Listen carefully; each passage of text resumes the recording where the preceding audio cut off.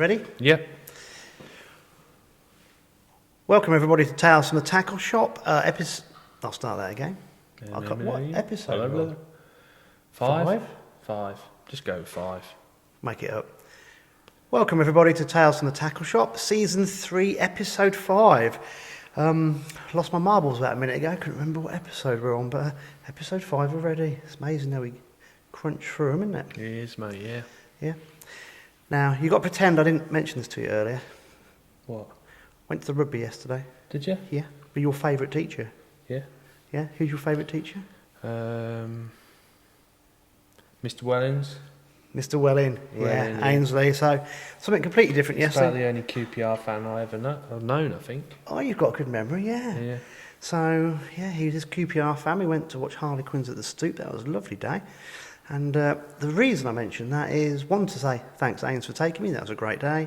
And also, there's quite a few people listen to us who are non-anglers. Really? Which is amazing. Why would they want to listen to us? I don't know. But, yeah. Bumped into a few people. They don't go fishing, but they like to listen to us, bore them to death. So they must need a job or something then. That's all I'm going to say. must be desperate bored. people.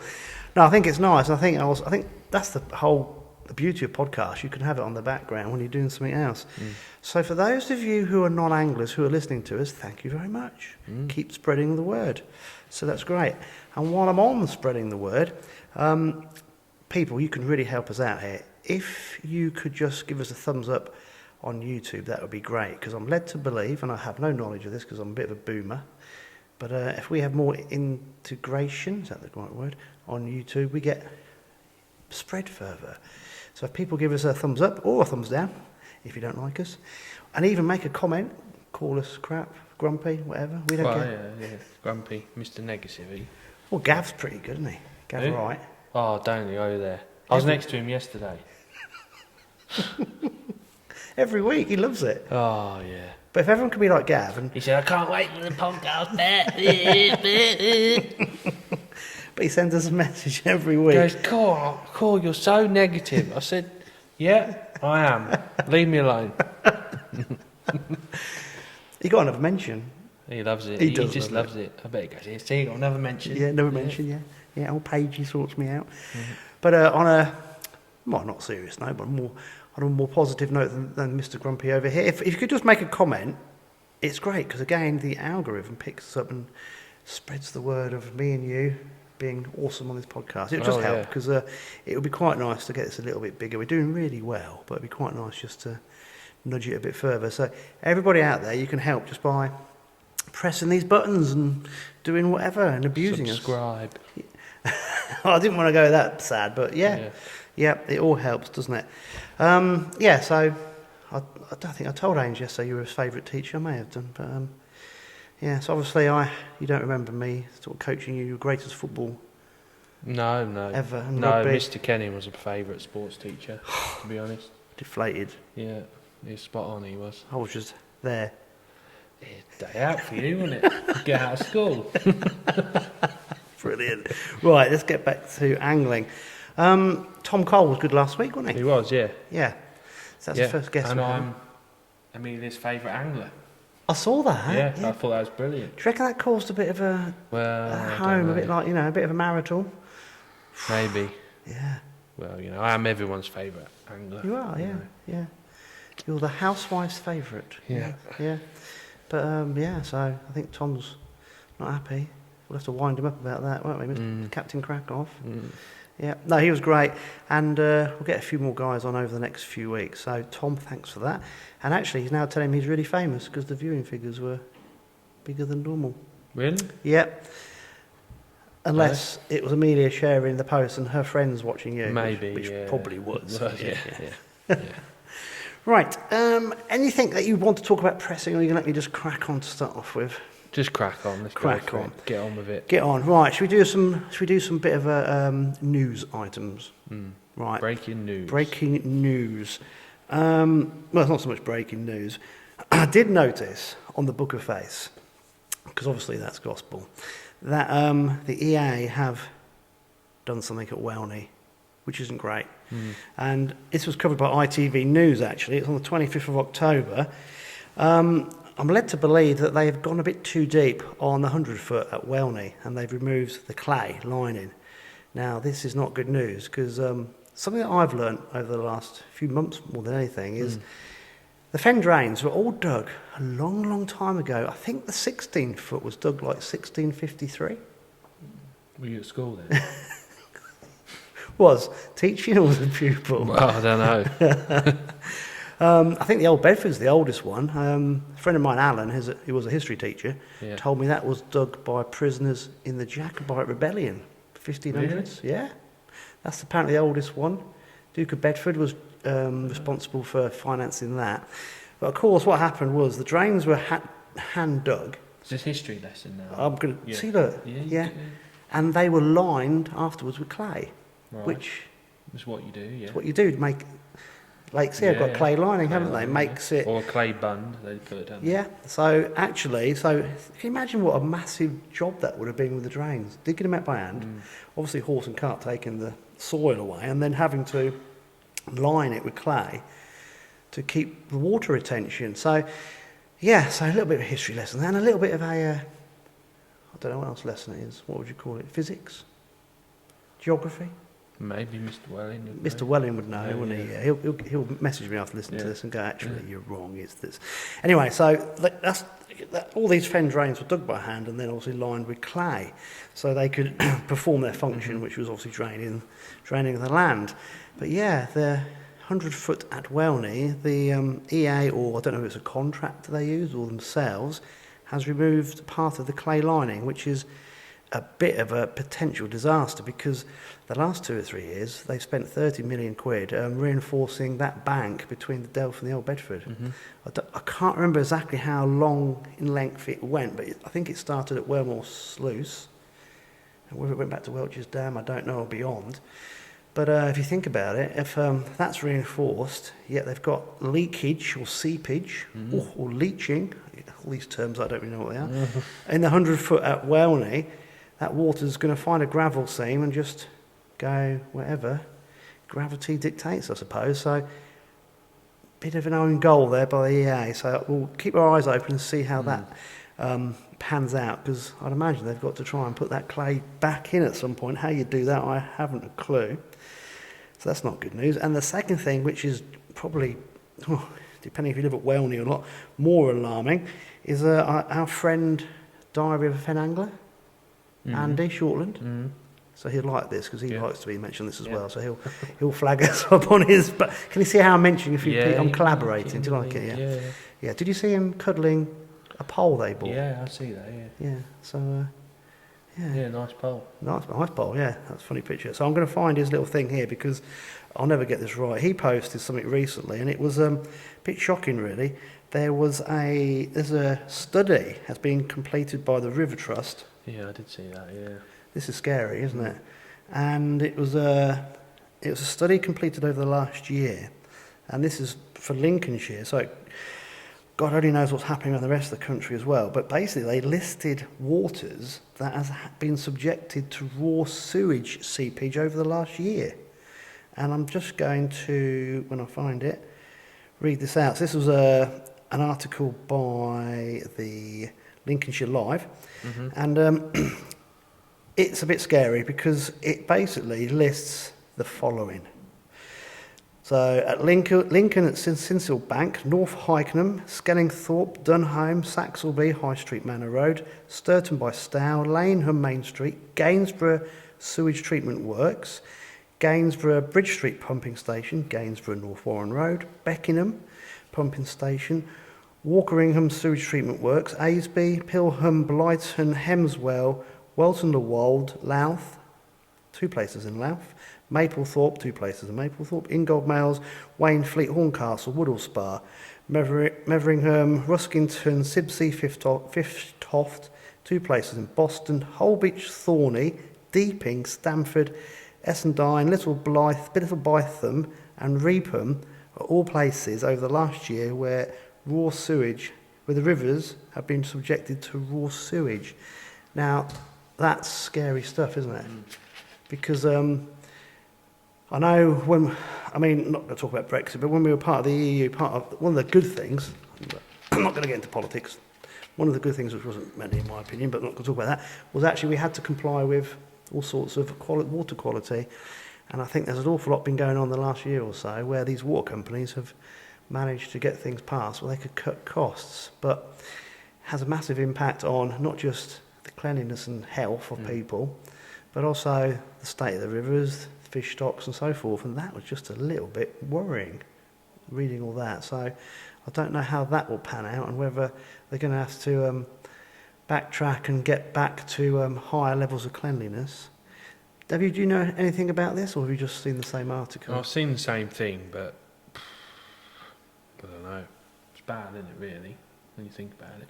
Yeah, you just think... But what happens to them companies, you know, the fish have died or whatever, or wildlife. Spread a disease to humans. I mean, it's endless, really. Yeah, it's mad, isn't it? Yeah, you do worry, do they get away with it? I don't know. It's just... There's a lot going on in the world and we just never hear about it. And you think, oh, it's a bit scary, really. Because I know where we are in March, some of the narrowboats, how it goes. They just pump out. It's disgusting, really. Yeah. You can smell it from miles away, can't you, when they chuck it off? Yeah, I've made phone calls to the EA about one or two narrowboats. I know people in the park opposite have as well. And, it's just... They need to clamp down on it. Not just the water companies, but everyone that's doing it, because it's just... bang out of order, particularly when you've got a sewage treatment plant where boaters can go literally 500 yards down the river. Yeah. They're just too bloody lazy to use it. But yeah, not good at all. So a couple of little local, regional topics there, and we'll see what pans out, because I should imagine it's not the last we've heard of these. No. Right, let's talk about more positive things. Before we get onto the match results, you've got some products there, haven't you? Well, yeah, just a little selection of bits and pieces. Obviously, there's new gear this time of year. It's sort of prime time for new stuff. But with everything that's going on, there isn't loads this year.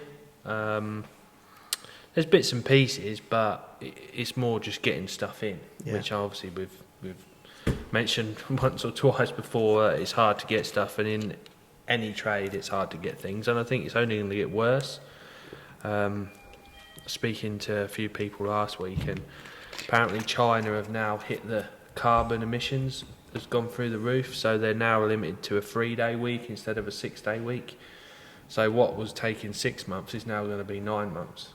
I'm looking at stock that's coming in, you know, I don't know, just like a case, like an EVA bag, for example. The next date that they've got on the system is like July. And you think, July? Got to wait that long for stuff. So hopefully people will start panic buying fishing gear. Well, an hour ago I phoned up Marathon Leisure, didn't I, for some tech for somebody, like bow mount or whatever, and they're given 17-week lead times, but they said actually it's not good, it's going to be longer. Yeah. It's mad. Absolutely mad at the minute. But anyway, way of the world. But pencil floats. I've not really been a fan of pencil floats. But when would you use them? Excuse me.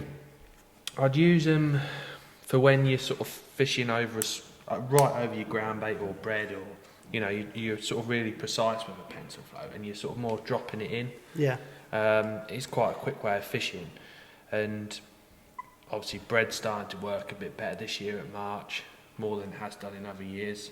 And just when the fish are sort of over your ground bait, you can just drop your rig in, drop it in, it fishes straight away. Or if you're trying to induce a bite as well, you can sort of lift and drop, you know, just with one drop or two drop, and lift it up, drop it back in, and away it goes if you're fishing for perch or whatever. But when you see them there. Have you noticed I took the lens cap off beforehand this week? Yeah, well done. Yeah. Well Pre-planning. So what size are they then? They're a 0.6.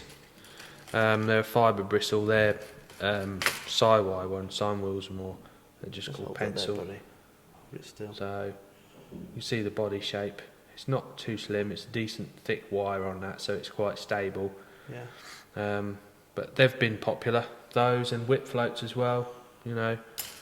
These Hydra floats, they're finished so well, aren't they? Yeah, I mean, all of Simmonds' range of sort of canal floats are really good for the drains, and they've been really popular.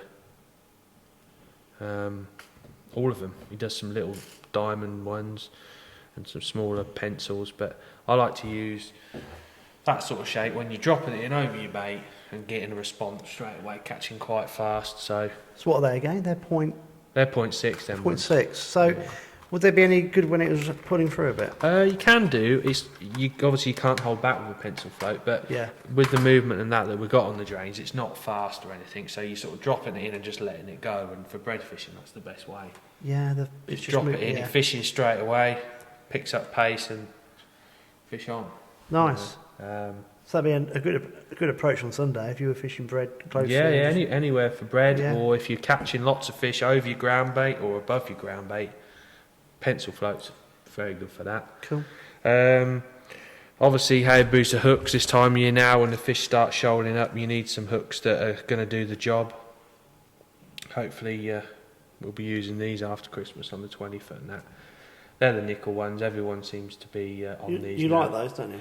Yeah, what I will say is they're quite a big barb, and when people say, "Oh, what hooks do we use?" Sometimes I'll say, do you strike hard? And they'll look at you and it makes a big difference, because if you're an angler that sets the hook, then these will be your hook, because you strike hard, you set the hook, and you can ship back, they don't come out. But if you're a bit of more of a little to the side or not as an aggressive striker, then you might be better with a slightly finer wire hook. But Hayabusa is brilliant. Some people prefer the black ones. I'm a nickel fan just because they stay sharper. What's that then? Coating? I don't know, I just find black nickel blunts quicker. Does it? Yeah. You can put a black nickel hook on and you're fishing away, or say you've had and you put it on a top kit and you fish away and you come back, pick it up, and where the maggots burst, don't know, straight away it just seems blunt to me. But each to their own, isn't they? Yeah. And then just some Hydra floats, the Hakimi. They're like a jolly, but they're a fibre bristle. So if you want something a bit more finesse, I mean, I do like jollies, but these look absolutely perfect for I know this time of year now you've got a lot of silverfish matches on commercials, and they're bob on. They are perfect. If you're fishing top 4 venues, they do lighter ones as well. Some people might cut the bristles down on them, but they look that's a real nice shape for. You could fish pellets in the winter on that for silvers. Yeah, that's good, because fish maggots, casters. Had a few of these come in last week, didn't you? Different sizes. Yeah. There's a few been going out, but I think it's one of them people like to look at floats, but they're that nice shape. So yeah, just hold that there a sec, because I'm just trying to focus with lots of things in the background, so it's not doing it, but. Yeah, there's lots of different sizes. I think, was it 0.3 to about 2 grams? Or yeah, something? 2 gram, which, like I say, for that still, commercial fishing or natural venues, Ireland, that sort of thing, they're lovely body shape. I don't know what it is. I mean, you've got upstairs. It's like, how can you describe it? It's like Aladdin's cave of floats, isn't it? You've got everything any match angler could ever need up there, and. These Hydra ones, they just seem to be, all the time they produce floats, they're produced and finished beautifully. Yeah, they're nice. Yeah, they're eye-catching. Italian floats. Yeah. I mean, a lot of the manufacturers in this country don't tend to do natural venue floats. That's why you see a lot of Colmic, Census floats about for natural venues, canals and that, because they're more that market. But and. There's a few more. There's a new range of Preston ones coming out, which I think will be very popular for around here. Well, those dead ship ones. Yeah, but there's a 4 or 5 in a pattern. I think there's a pencil float. There's one that looks like that. There's one called a shipper or shippy or whatever, which is sort of that perfect sort of bread fishing fast float. There's one called a Kerry, which is sort of like that. The range looks spot on for natural venues. It does look really good, so they'll be coming in soon. The last thing, which a strange one really, I've used puller kits for silverfish fishing for quite a while now, and you've only ever had really like your Preston, the Map and stuff like that. When using 5, 6s and 8s, the side pullers are quite big. Now with these are the new Census ones. They're Fighting Gate PTFE. I think you get 2 in a pack for a £5. they're just a lot smaller. You'd probably get elastics up to an 8 or a 10. So again, this time of year now, there's anglers fishing on commercials just for silverfish. And, you know, 1 minute you hook a 2 pound skimmer, you might need to pull a bung on that. And then you could catch a carp or a crucian or a tench or something like that. And you need that puller bung on there. These are perfect, really. I've swapped, obviously got a new pole now, and I've put these in all my kits. I've put some in the standard length, and I've also put some further up my number 3. So I've got sort of a shorter piece of elastic, which I like, because when you're using a soft elastic, you can, if you have it full length, you swing a fish in, it's down here. Yeah. Whereas if it's half the length, it's not down there, but also gives you that option if you do want to tension it through the match or just use it as a puller bung anyway. But it's not for everyone, but anyone that fishes commercials for silvers and that sort of thing, these are brilliant. Not many people have seen these, but they're nice small hole as well. So obviously for silverfish fishing, you're using lighter kits, generally not as strong as a power kit. So they're not making a big hole like that, and they're pretty good, really. That's good, because it's just a little product that someone told me about, and I've tried it, and yeah, they're good. It's those small differences that make the big difference. Oh, that's probably a better picture. You can see it from that way. Oh, I've turned it off now. Sorry. I'll do it in a minute. They're perfect. They're not too big. Yeah. Well, the size of a. I don't know, you were selling. What make were you selling?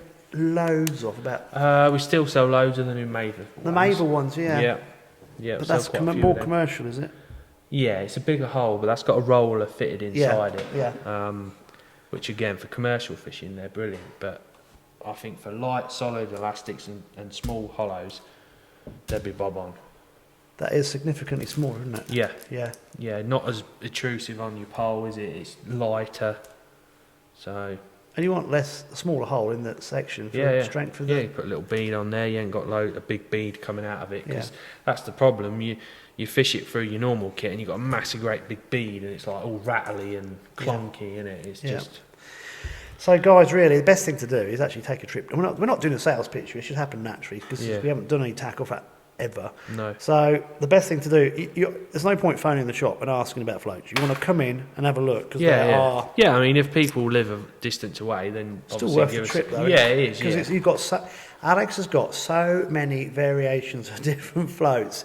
It is impossible to describe them accurately, because there's so many over the phone. If people come in and say, right, I'm going to set myself up for this type of natural venue or commercial, you could get your whole range sorted out forever, couldn't you?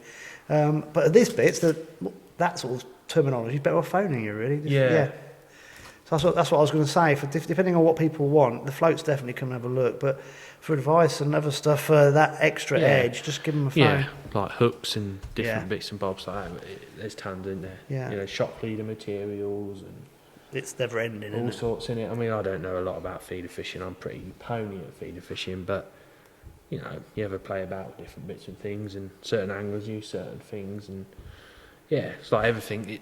It changes, and there's a reason why it changes. Just slight improvements all the time. Yeah, and it's important to collaborate and reach out to people. I mean, last couple of weeks, I've just had 2 guys. They don't know each other, asking me about tech I use on the boats and stuff, and that's quite interesting. You don't mind sharing information. No. It's not exactly a KGB secrets, but it's all about sharing knowledge within angling, isn't it? It's sort of spreading the word. And I just help. I'm not a great crankbait angler, but a guy asked me the other day about crankbaits, and I said, well, this is just the ones I'm using at the minute. And I just think if people want to know, I'll just tell them. Yeah. There's no great secrets. No. If they want to know where I went, that would be different. Well, that's a different ball game, isn't it? I'd have to shoot them. Yeah. No, that's good stuff, mate. Nice to show those. Okay. Does Simo get his 10 minutes of glory yet? Yeah, you can mention him. Shall we? Yeah, he'll love you, yeah. So before we do Winter League, we'll go into local match results, shall we? Yeah, the Winter League till last. Yeah. Actually, so when did I speak to him last? Look at this. 2 or 3 weeks ago. That definitely ain't the sweat from you working, is it, eh? No. I think is that varnish? I don't know. I think it's like, we say last week, it's the bacteria stuff. Oh, it sticks. And I went to pay some money into the bank the other day, and they have them counting machines. And they said that loads of their machines have been going wrong because of all the all the stuff on hand people's sanitizer, hands, yeah. hand sanitizer, Yeah. and it's the same sort of thing on here, I think, and it just builds up, and it was clogging all the machines up. Mad, isn't it? COVID, it never ending, isn't No. it? Never ending. No. Right, match results. So Alex has got the rest Yeah. of the local clubs. I'm going to go Tidgood. Tidgood. We saw Dave in the shop, your shop. Yeah, he comes in 2 or 3 times a week. He loves Yeah. it. And I put the kibosh on North Level because I said, it's nice to see some silvers coming out. That's your fault, is it? Yeah. And he went, yeah, we're getting a few. So Sunday the 24th, they had a match. I haven't got the Wednesday match. I'm going to come back in a minute. So Sunday the 24th, they had a match down Main Road, by the looks of things. And Mr. Simmonds, Dave Simo, came first with £4.10 of silvers. Second was Dennis Houghton with 3.6, and third was Martin Thomas with 2.12. So that all bits and pieces, wasn't it? yeah, but I think he's won on Wednesday as well. I think he had some big fish on Wednesday. I'm going to have to look at this. Yeah, I'm pretty sure he was like, did you see my result Wednesday? I was like, no. But I'm pretty sure he won Wednesday with some tench and some perch, I think. Well, I'll find that in a sec. But what I was going to say, it seems to have gone completely dead again down there, doesn't it? It's like they cancelled. It's so weird how it's fishing, isn't it? Yeah. So weird. I mean, 2 years ago, this time of year, 20 odd pounds easy was the winning weight of silvers, and then last year it dropped down I to. don't know. I don't understand why there's no fish anywhere in the system. But it's like everything, it goes in circles, and I'm sure in 2 or 3 years down the line it'll be mega again. Well, let's hope so. Yeah. So this must be last Wednesdays. Yeah. So. Are they calling him Victor Simmonds on here? That's him, just to confuse me. Yeah, Victor. Victor Simmonds moaned and moaned like a hammer house of horror mummy about drawing MPEG 8. People moaning about MPEGs, honestly. But it sounds... Well, he won with £7... total of £7.10. Mega. Yeah, I think he had a Is there a tench. picture there? Yeah, tench. Oh, there we go, look. Tench Look and a at him, perch. He's got his rookery waters. There we are, a tench and a perch. I don't know what's bigger, the perch or the tench. Good perch. Should we see if we can use his picture as the thumbnail this week? Yeah, That'd he'll make him love happy, that, won't yeah. it? Yeah. So Dave won the match last Wednesday. I'm just trying to find out who was... I think John Tate? Oh, 118. No? Greg was second. Who would that be? Greg Brown, yeah. Greg Brown was second, courtesy of a big bleak. He said Greg was back fishing again. With a big bleak and some micro perch. Pippin Gary Burton, who had Another similar... one back. It's good to see some old names coming back into fishing again. John Taylor was fourth. Old names into fishing again, yeah. 30 plus sticklebacks. He loves it. I bet he's in his element, isn't he? Oh dear, but that's a bit of a shocker down there because I know they've cancelled the match. I bet he's still yesterday. fed.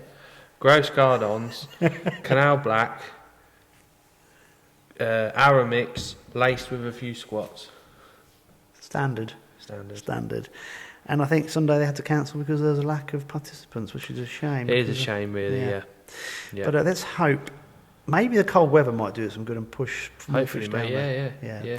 But it's a bit of a weird one. It just started to warm up for them, actually, not temperature-wise, but fish-wise. It's just gone dead. Yeah, it's time of year for them venues to fish are on the move. I mean, we might as well do Whole Beach next while we're out that way. They were at Orchard on the South Holland. Yeah, Orchard on the South Holland, yeah. Chris Newton, this isn't this week's, it's the week before, because we still haven't seen this week's yet. But it was sort of 3 wins on the trot for Chris. He had £9.2, then Ian Thrower £9, Jason Thrower £8.14. So close weights, but bits or bream? all roach, yeah. Roach? Yeah, all roach, which is good. Yeah. It's good to see. I know Whole Beach has been fishing really well this year. It's sort of Whole Beach was sort of in the shadow of Tid for quite a few years, and it's gone the opposite way round now, to be honest. Yeah. I think quite a few of the anglers that used to fish Tid are now on the Holland, and I'm sure when Tid picks up again, they'll switch back round again. So, good matches there. They're Sunday club matches. Whittlesea, might as well do Whittlesea, which is great to see. I think there was 16 there this Saturday. Sensible fishing, and they were on at the back of I suppose we call it Whittlesey Dyke, so Carpet World and the warehouses and all through there. Normally you have to be near the sort of railway bridge, near an outfall there. But Martin McHugh, I don't know the chap, but I think I've pronounced his name right, £6.12. Then Chris Daniels, £5, so he's done well. And then John Taylor had 495 fish for £4.3, mainly sticklebacks. And then I will mention Jeff Tuttleby because I think he got chip shop, so salt and pepper. That's all I'm going to say. Got chip shop, we got battered both sides. So if you hear that term, that's what chip shop is. I'm sure he'll mention that in the shop on whenever he comes in next. He's great because he organises all those events. Yeah, he does. Yeah. He does a lot. Yeah. And it's a good laugh. You know, they have a wooden spoon for last, and it's proper. You know, it's nothing serious. It's not big money. It's a friendly fishing match, which is great. I saw a picture of the venue. Last 2 weeks, I don't think a pound's won the match or whatever. So, and they're still getting 15, 16. So people are going for the banter, aren't they? Yeah. Is it about as wide as the Swan down at Parsons Drove? No, it's wider than that. Right. Yeah, it's about factory bank width, I would say. Maybe, it's same as factory bank. I've read part of it. I think someone fell into it. They had all their stuff blown in by the wind. It must sounded horrendous. Well, obviously we was on the Winter League on Sunday, and Dave Lee's brolly went blowing through, and it went past people, and they didn't even know it had gone past them. How can they not know? Yeah, I know. It was a bit horrendous. So that's Whittlesey, and then Ramsey, they have a Wednesday and a Sunday. The Wednesday match was Keith, don't show us your teeth. He won it from peg 1. Again, the fish are so tight at the minute. You look at all these results, it's the same pegs winning all the time, which is a bit frustrating, really. But I think that's natural venues in general. I mean, I've done a little bit on natural venues in the summer. Unless you draw an M peg or a noted peg, it's the same pegs that win every time. But I think that's just match fishing. You know, everyone's so good now, and the pegs just make such a big difference. Well, everyone knows standard approaches to catch a lot of fish out of their peg, don't they? Yeah, it's just the draws make such a big difference now, more than ever, I think, because the angler's ability, you know, is so much better than it was. Yeah, definitely. So Ramsey, Colgate Keith, 12.11, Ken Taylor, 10.15, and then Malk Sampson, £10.12. So by Ramsey St Mary standards, nothing like it should be, but the colder it is, I'm sure the more fish there'll be. Yeah, all of these places will fish better once it gets colder. Mr Kilby won Sunday's match with £10.12. Then Ivan had 9.8, and then who's that? I can't even read my own writing. Malk Wiles, is it? I don't know. £8.10. Can't read my writing. That's bad, isn't it? It is bad. Yeah, you do write in like hieroglyphics, though, don't you? Yeah, capital squiggle. I'm sure you're like an Egyptian, really. Yeah. Yeah. Right, like that. Yeah. So yeah, that's those match results, really, mate. It's the local match fishing scene, like last year before, it seemed a little bit more buoyant, didn't it? But I think definitely I feel that way at the minute. Yeah. It's just not kicked off yet. No, I'm sure some of the guys who aren't going will go once it starts. Yeah, I don't know. Just in general, it just feels like that. Yeah. I don't know. Yeah. There's just. I've seen some people putting pictures on Facebook of pike they've caught. I think on baits. I'm just thinking, it's the last thing we'll be doing at the minute. It's just so warm still. They're gonna. It's just like it still feels like it's end of September. I keep saying. Yeah, I'm in shorts. Yeah. It's 1st of November and I'm in shorts. I know. And last week I shot to the garage, just stuck my flip flops on, thinking I'm going to freeze my tits off. It was 15.5 degrees at 10 o'clock at night, and I'm thinking, that's not right. No. Well, we'll see, won't we? We can't change it. It is what it is. No, it goes in cycles. We can't have it mega all the time, can we? And you look at the weights, it's still respectable. Maybe it's a little bit peggy, but that's fishing. We'll probably end up having a massive cold snap and whinging about there. Yeah, I've heard all sorts of theories and bits and bobs what the weather's going to be like this winter. It's always the same. It's mild and wet. Yeah. That's what'll happen. Mild and wet, or it's freezing. Like really, really cold. We haven't had it cold for ages, have we? No, we're due one though, aren't we, I think? Yeah, but I can't see it. It's No. just mild and wet, isn't it? Yeah. Right, well, so we've done everything. We have delayed it till the end. Yep. Winter Yeah. League. Winter League. Yeah. So it was the third round this week, and sort of team-wise, it was for us. We needed to win really, but you know, a win would have been ideal.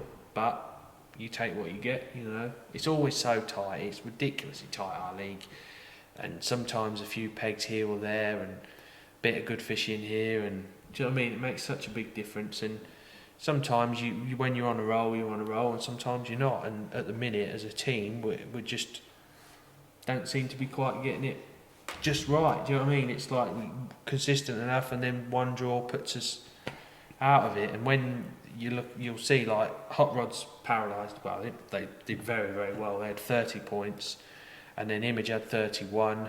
We had 34. Stanjay's 39. And I think Peterborough were fifth with 46. So if you take them top four, that's so close still. Yeah. You know, and you look at Image, they had like 5 section wins, I think, and still didn't win on the day. It's mad. It just proves how peggy it is a little bit. But if you know, I mean, I was gutted Sunday. March is my favourite venue, and I'm really confident anywhere March of doing really well. And like I was saying to you earlier, when the town's in, you're never going to beat the town, but you can, on this match, you can't predict where the winner's going to come from, the way it's fishing, if you know what I mean. But the only thing you can predict from the last 3 or 4 matches, where you don't want to be, is above the bypass, basically the middle 5-6 pegs until you get to marina mouth. It's not. Some years it's solid there, but not many. And then other years it's pants, and it was like that. I think what you got at the marina at the minute is there's a lot of cormorants about at the minute, and a lot. And I think all them fish at that marina are all hurdled in to where the people are. Like the ones that have got people living on the boats, the fish will stay there because they know the cormorants are maybe a little bit scared of the people. Yeah. It was noticeable that the further you went away from the marina mouth, the less fish there was, and there was a gap where there was no boats, and the fish just dropped like that. And March has never been like that, and the only thing I can put that down to is cormorants. Has to be cormorants.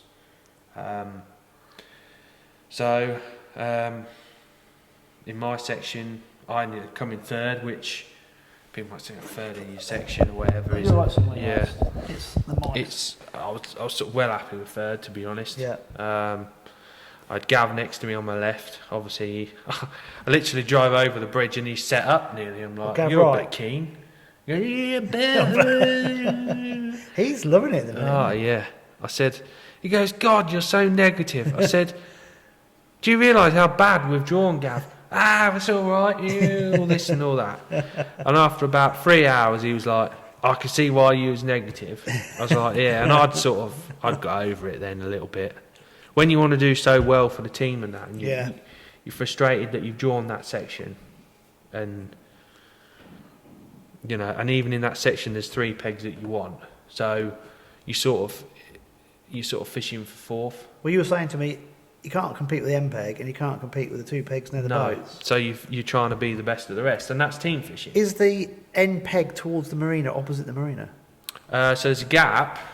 So there's like the first peg, Mark Pollard drew the end peg, which he done very well for me, £11 one. What, next to the bridge? Yeah, not tight to it, the next one. Yeah. Then there's me, which I've caught for literally an hour, and then the fish have just gone. Yeah. They just vanished.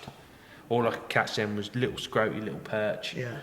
And you drop on a line and you get 2 bites and 2 chucks, and that's it. You can't top it up, because if you top it up, it never comes back. Yeah. And it was just so frustrating. Like in the end, I was fishing 14.5 metres in that wind. I mean, I must say my pole was mega in that wind yesterday. So go on. You bought a new pole. What have you got? Well, I haven't had a new pole for probably 6 or 7 years, and people that know me, my gear is used and abused. I'm not one that cleans it all and stuff like that. I haven't got time to do it, and that's just not me. I'm rough and ready, and that's how I am, you know. And I've had a diarrhea for years, 6 years, one of the original ones. And obviously every couple of years there's new ones come out, and I've looked at them and I thought, it's not much better really. And in the end I don't end up having it. Do you know what I mean? I just keep what I've got, just repair odd sections and stuff like that. And, but when the new one come out, I had it out in the shop and we're outside here. Was that the one you had out there when you showed the guy? Yeah. Because I'm obviously old school, long time ago, and poles were sloppy and horrible. You can imagine, sort of back in the war. Yeah. And was it 16 metre with an extension? Yeah, a little dolly boat, yeah. And a guy was looking at this pole that Alex got out of the container, and this thing was as straight as a die. It's incredible. It was noticeable yesterday. I know it sounds really silly, but I had most of my 2 lines were at 11. I fished 2 lines in 11 and I fished 2 lines short. And you couldn't fish past 7 metres for the first sort of hour. Well, because of the wind. Oh, mate, it's horrendous. Yeah. It was like, I've drawn the shittest peg and the shittest section and the shittest day's weather. And Gav's going, why the negativity? I'm like, you're for real, man. You're unbelievable. And in the end, he goes, I'm putting my brolly up because I can't be doing with even negativity. Like, is that what he said to you? Yeah. I think he'd run out of stuff to set up. That's what it was. Start smashing him with maggots in your He soon took the brolly down when that wind got up. Yeah, I bet.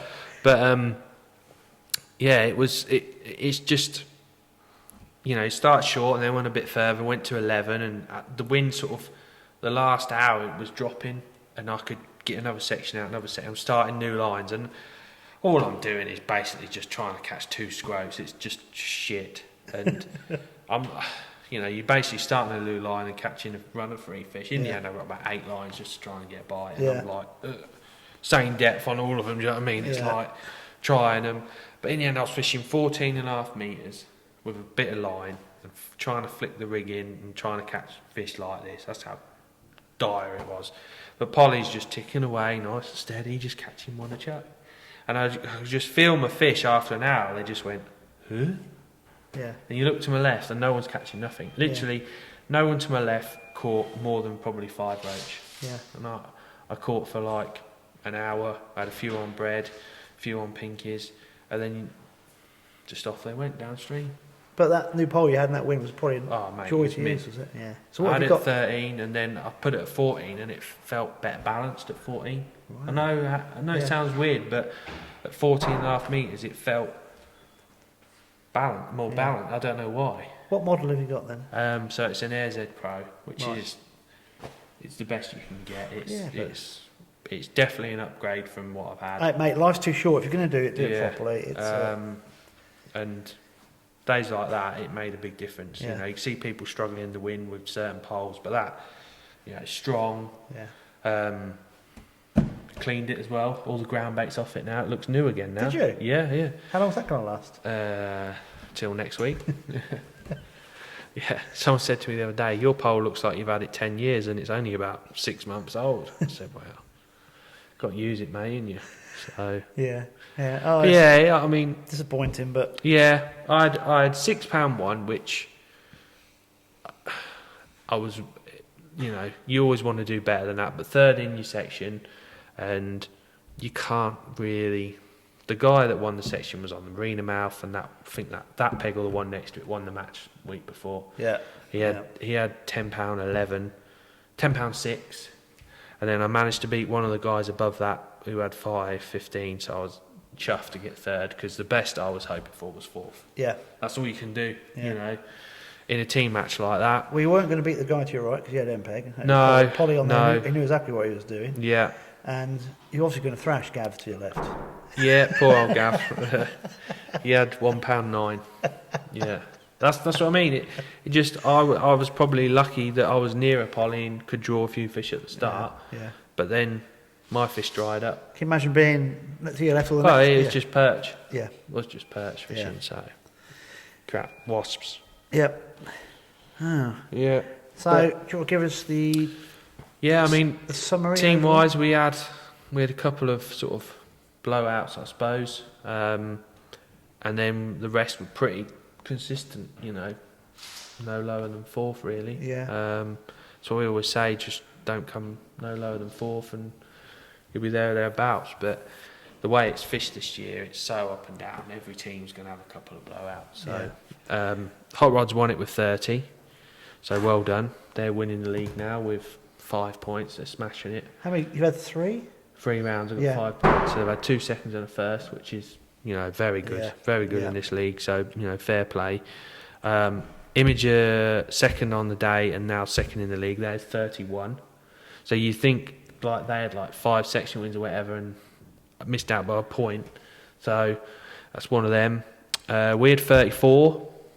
So with a draw or 2 or just a bit better fishing, it's so frustrating. You're thereabouts, and Stange had 39. So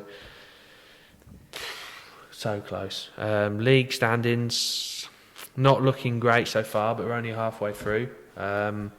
It all could reverse completely the other way around, couldn't it? So some bad draws for some of the top teams. Yeah, you just never know. I mean, we're at Benwick next, so we had an absolute blowout on Benwick. So it could happen to someone else. It could happen to us again. But I really hope not. I think I'll cry if that happens Benwick's again. going to be a mind game.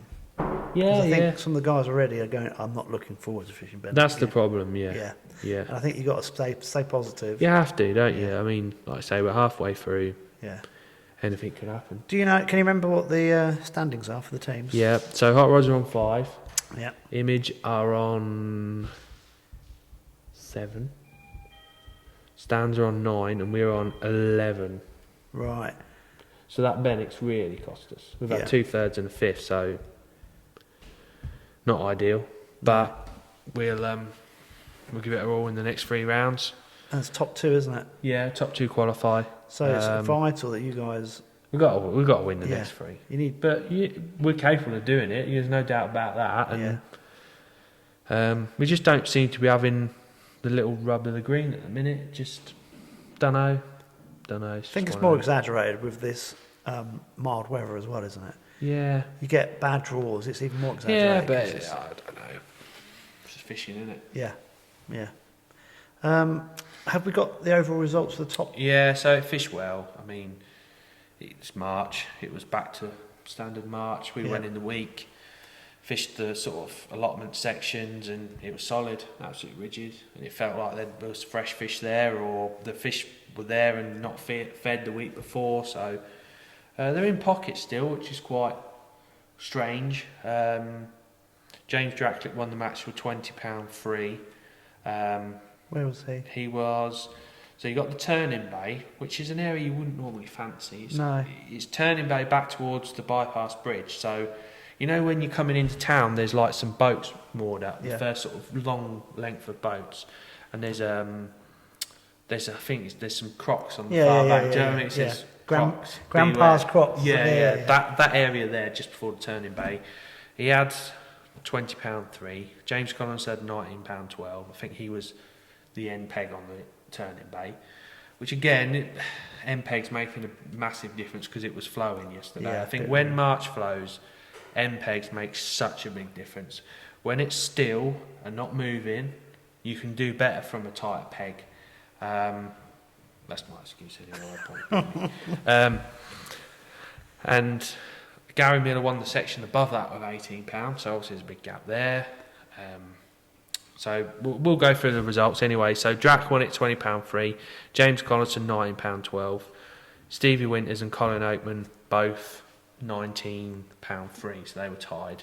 Colin's drawn a peg, which is a note. It's got a bit more room. Colin's a very good angler, going to attract more fish. Yeah. So it's just same old March. We know March. It's not pegged exactly the same all the way through. Be very interested to see how the fish if it was. Same distance between every peg and put in, but it's March. That's the nature of the venue. You've got big gaps, little short pegs that are really tight, and the next peg's got 2 mile, and it's frustrating. But that's fishing again. And then Gary Miller was last in the frame, £18 14. So I think Jimmy was just out of the frame. He won his section with £18. So well done, Jim. There was, I think, apart from my section, which was the lowest section winning weight, All the rest of it fish really well, like £15, £16 in every section. Steady, isn't it? Yeah, it's normal march. Yeah, steady. Roach fishing, it's normal march. And I was just thinking when you were mentioning where everyone was, that the library's not been put in yet, nor has Wigstone. So the flyers haven't been put in. No. And has anyone been down there? How'd it go? Oh, it's seething. Yeah, Is it? Solid, yeah. It's absolutely. Yeah. Yeah, it's solid. So we're on there in another 3 weeks, so we'll see then. Well, it's just going to get better and better, isn't it? I think so, yeah. That, and the fact that it's not been hammered just yet either will only make it better. But also, geez, you can miss out the sections that haven't been... Hopefully the bypass. Yeah, the bypass. Oh, I mean, when the fish are at the bypass, I love the bypass. It's nice depth, it's a bit deeper, slightly different. But the way it's fishing at the minute and the way how peggy it is, it was a banana skin, them two sections, and we didn't particularly draw very well on the banana skin, to be honest. But yeah. That's fishing. Yeah. That's fishing, yeah. No, it'd be interesting to see what happens. Yeah, just expecting the first time the library's put in, there's some banger weights. Yeah, there's not many of them, like, we call them, what do we call them? Pommies? Pommies, yeah. There's not many of the silver breamy things been feeding, so maybe that's where they're all stacked up. They normally are, aren't they? So. Well, that big weight, that 60 pounder, those skimmers, didn't it? Yeah, all look like them sort of size skimmers. So we'll see. We're at Benwick this Sunday, so we'll give that a go. Is it practice? Yeah. So, yeah. Nice. Yeah. Oh well. Very nice. Just got to go again, haven't you? Yeah. Need a team psychologist to get everyone going. Yeah, but I don't know. I just don't know. Everyone's fishing. We're going in the week practicing, and everyone knows the crack. It's just, don't know. It's just not happening. No. Don't know. I think sometimes just when you're a little bit more confident, it's just things happen, don't they? You kind of go, "Oh, that's good. I didn't think that would work." When you look back on it afterwards, it's just that positive mindset. But it's a strange time. Yeah, I mean, we ain't had no bonus fish or anything like that. No one's caught a tench. No one's caught, I mean, Josh caught a load of bream in the practice match, but other than that, I don't think none of us have had a fish bigger than half a pound. You see, that's really weird with the time of year as well. Are the tench coming out in these No. matches? So where are they? Don't know. You'd think the MPEG at the bypass, if draw the MPEG at the bypass, you'd be like, perch, tench. how much am I going to win? Rudd. By? This time of year. Yeah. Have those big rudd been coming out? No. Odd ones, very odd ones, Yeah. and normally there's loads of them. So where are they? Yeah. It makes you wonder, don't it, because there was no matching and different things last year, that fish have gone in different places, or they just haven't moved in yet. Time will tell. We'll find out, We'll won't we? see, Yeah, won't we? because when we do get that cold spell, we'll know Yes. afterwards. All right, buddy. Well, good luck next week. Good luck to everyone who's competing. It's everywhere's a bit scratchy, isn't it? It's just weird. I mean, I know we talked about Tidgo earlier. But that's a classic example of where have the fish gone? Are they still there? And all these other places aren't producing like they normally do. It will kick off soon, though. But I actually think we just need a few frosts, a bit of rain, and then we'll be all it's right. like factory ranks fishing crap. Yeah. But it's weedy, clear. Yeah. It's going to be like that, isn't it? It's not great. Right, buddy. Thanks for bringing that stuff downstairs. That was, Yeah. such a big chore. Well, I know. I think we've never actually produced. We've never really pushed the tackle shop and products. No. And what would be nice, as I was mentioning to people at the beginning about sending us comments, if people just let us know what they want you to show, that would it kind of directs us, because we are very well planned. We don't make this up as we go along, and but if people just wanted us to show things or what's the newest whatever out and blah blah blah, we could have a little bit of section of that. Not every week, but sort of every week we'll do a little bit of a tackle section, and it'd be quite interesting. I'm sure people would want to know what's about. All right, buddy. Thanks for today. Yeah. I think we'll end it there. Just time to say thanks to Mr. Welling for watching. I bet you don't watch this one. You probably won't watch this. And thanks to everyone who gives us the support to carry on, which is good. Yeah, the thumbs up. So this has been Tales from the Tackle Shop, a Fenland Fishing TV production.